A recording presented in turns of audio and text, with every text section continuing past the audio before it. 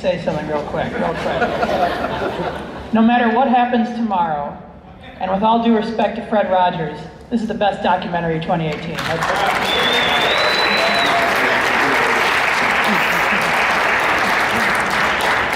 That was going to be my question. How will you celebrate tomorrow morning when you're nominated for an Oscar for Best Documentary?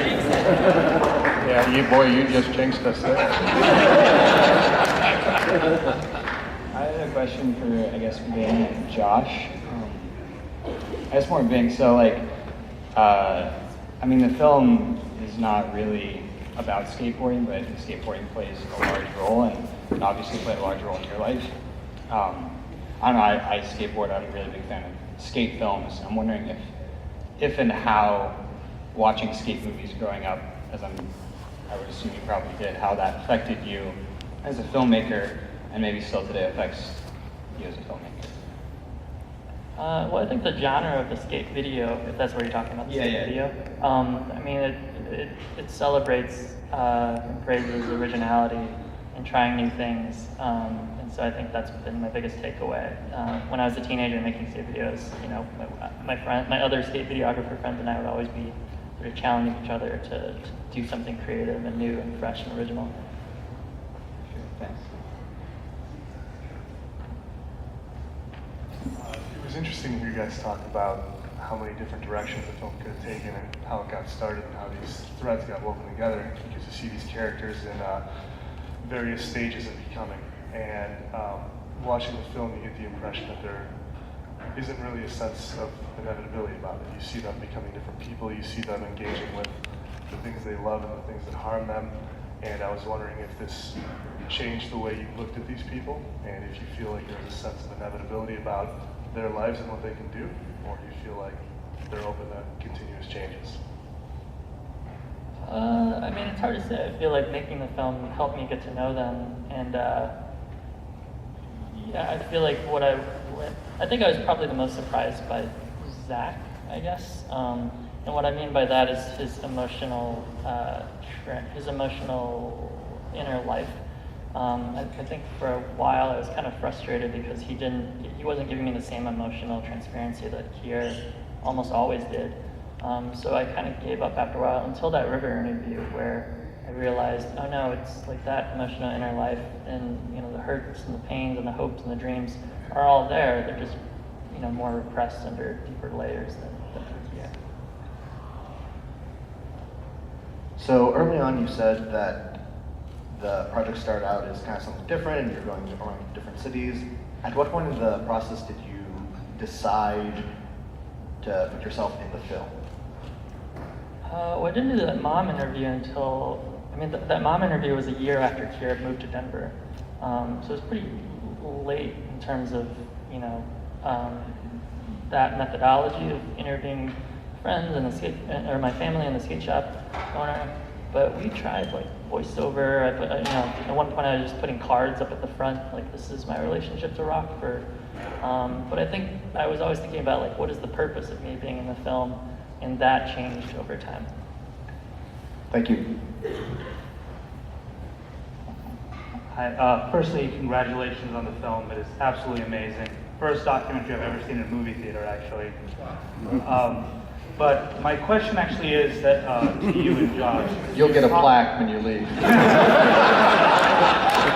But you guys were talking about, you know, the different rough cuts and bringing Josh in to look at a rough cut and the different versions of the film. So my question is, you know, how much of a documentary in general is found in the edit, and how much planning did you do for the film before, you know, after you had the idea and during the filming of the documentary? And this, you know, I feel like documentary is all written in the editing room. The story, that is. I just kept editing over the years as I was going along, cutting scenes and stringing things together. Yeah, I mean, to answer your question, I feel like for nonfiction, it's all in the editing room. Thank you. Yeah. Of course you agree. Somebody once told me that, what is it, like the day you have like a script on a documentary is the day you picture lock.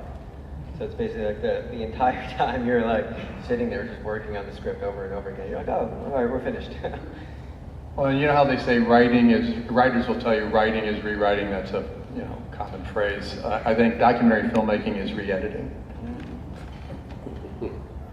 At the beginning, the long ride that comes out of the parking garage, how was that shot? Like, how did you follow it? It was just a glide cam and a 5D. I don't know what that is. Glide cam is sort of like a prosumer steady cam. So most of the skating shots, aside from those long ones, I'm running on foot. That way I can, go in all sorts of axes, be at eye level, and have complete control over hand tilt and yaw. And what are you on following? For that shot, I was on a smaller board with big soft wheels. He's very nervous when he went over the train tracks. We got time for one more, guys. Okay. Sorry. Oh, so I actually grew up in Rockford, and a lot of the times the motto of the town is, I don't want to be stuck here, I want to get out, and I thought you captured that really well. But my question basically was, I was wondering about some of the feedback you got from the characters after this came out on air. I'm sure it was weird for him to see himself work through a lot of those issues, and then I'm sure maybe Nick was disappointed in the way that he was portrayed. So I was curious about that, and I also wanted to know what high school you went to. I went to East for 2 years and realized it was fun, but I wasn't learning anything. So then I transferred to Guilford. Yeah, actually, Contemplin encourages us to show the film to our characters before we picture lock so that they can see it before, it's done. So if they have any comments, we want to listen to them, and, if it makes sense, we'll make some adjustments. So we actually went to Rockford to show Nina first, and it was very, very emotional for her. She cried a lot, and being always shares this, it was almost like she was falling in love with Zach again, seeing their relationship. And I think it was just really hard. And so she did make one request, and we tried to adjust for that. And then for Zach, in that case, Bing and Zach watched it together alone. And when I came in, they were both, basically, Zach was crying. And he actually felt relieved. He thought he would be portrayed even worse. And to show how much they care about each other, Bing was like relieved, because Zach said he liked it, and he respected what Bing did. And Bing was relieved. He always says he thought Zach was going to punch him after seeing it. And Zach was relieved, as I said, because he thought he was going to be portrayed worse, and he was afraid of losing Bing's friendship. So it was amazing showing it to them.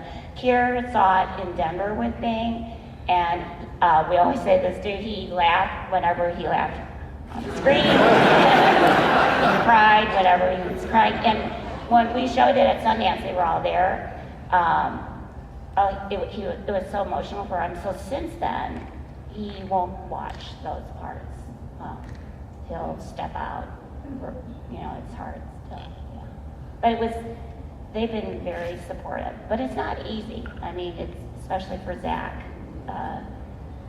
to see himself up there, or to read, some of the press, because his character gets some of the tough scenes, But he was with us last week in New York for awards, and it was so good to have him with us. No, I think it's a measure. When you do a film that's this raw and complicated in terms of the portrayal of people's lives, it's a measure of the relationships that were built and maintained throughout the filmmaking process, and then of course into the release of the film, because then they start to read about themselves, right? That you guys have stayed so tight and close, and so we were in New York together last week, and it was so obvious and clear the bond between you and those two guys. Beautiful thing to see. A beautiful, beautiful film. Thank you guys for coming out tonight. We hope some of you were Academy voters and voted appropriately, but thank you so much.